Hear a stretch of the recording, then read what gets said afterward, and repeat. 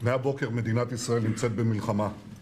היעד הראשון שלנו הוא קודם כל לתאר את השטח מכוחות האויב שחדרו פנימה ולהשיב את הביטחון והשקט ליישובים שהותקפו.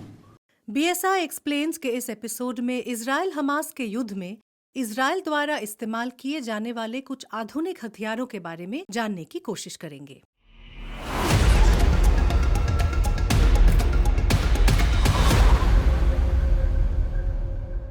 पिछले एक महीने से चल रहा इजराइल हमास का युद्ध, जिसमें अभी तक लगभग 12,000 लोगों की मौत हो चुकी है, अब गाजा की जनता के लिए एक महाचुनौती बन चुका है। इजरायली प्रधानमंत्री बेंयामिन नेतन्याहू ने हमास को जड़ से मिटाने का प्रण लिया है।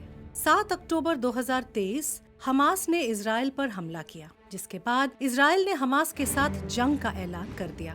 इस जंग में इजराइल की आधुनिक सेना का पलड़ा भारी नजर आ रहा है। आइए आज हम इजरायली सेना से जुड़ी कुछ महत्वपूर्ण तथ्यों को जानें। इजराइल की सैन्य ताकत पूरे विश्व में अपने विकसित टेक्नोलॉजी के लिए जानी जाती है। इजराइल अपने जीडीपी का 4.5% हिस्सा अपने मिलिट्री एडवांसमेंट में लगाती है। रिपोर्ट्स की माने तो अमेरिका हर वर्ष इजराइल को भारी मात्रा में डिफेंस बजट प्रदान करती है।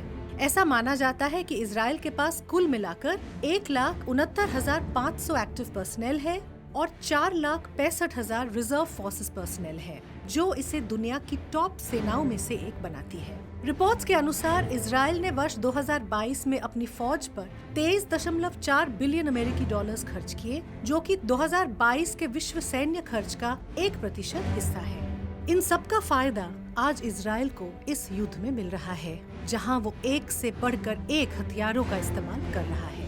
इस जंग के दौरान इजराइल ने काफी एडवांस्ड हथियारों का इस्तेमाल किया है, जिसमें से पहला हथियार है आयरन स्टिंग।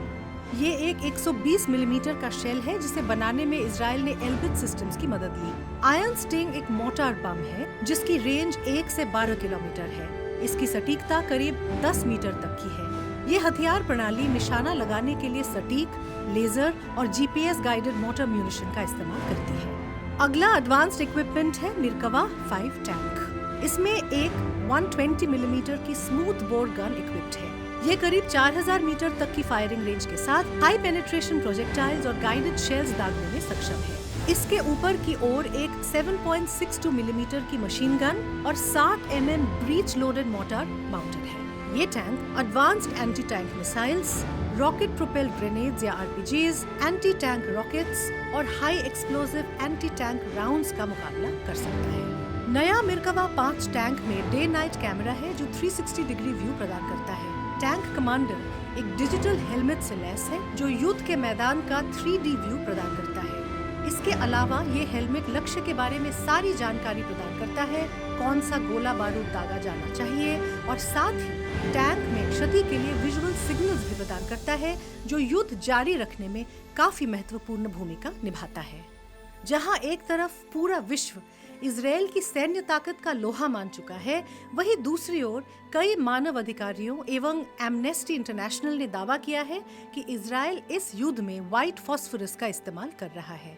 व्हाइट फॉस्फोरस बम ये एक ऐसे पदार्थ से बना है जो ऑक्सीजन के संपर्क में आने पर सुलग जाता है। इस रिएक्शन में ये रोशनी, गाढ़ा धुआं और करीब 815 डिग्री सेंटीग्रेड इंटेंसिटी की हीट भी प्रोड्यूस करता है। ये एक स्मोक स्क्रीन के रूप में काम करता है, जिससे जमीन और आसमान दोनों में सेना की गतिविधियों को छिपाने के लिए इस्तेमाल किया जाता है। व्हाइट फॉस्फोरस को इंफ्रारेड ऑप्टिक्स और हथियार ट्रैकिंग सिस्टम के साथ गड़बड़ी करने के लिए भी जाना जाता है। हालांकि इजराइल की तरफ से इन सभी आरोपों को खारिज किया गया है। माना जाता है कि युद्ध बराबरी वालों में होता है, परंतु एक तरफ इजराइल, जो दुनिया की टॉप मिलिट्रीज में से एक है, और दूसरी तरफ हमास, जो कि एक छोटी ऑर्गेनाइजेशन है।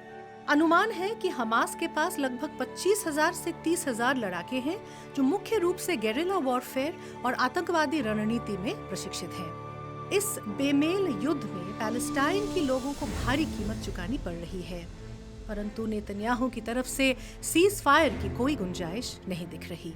अगर आप चाहते हैं कि हम आपके इंटरेस्ट के डिफेंस रिलेटेड टॉपिक्स को कवर करें, तो हमें लिखें।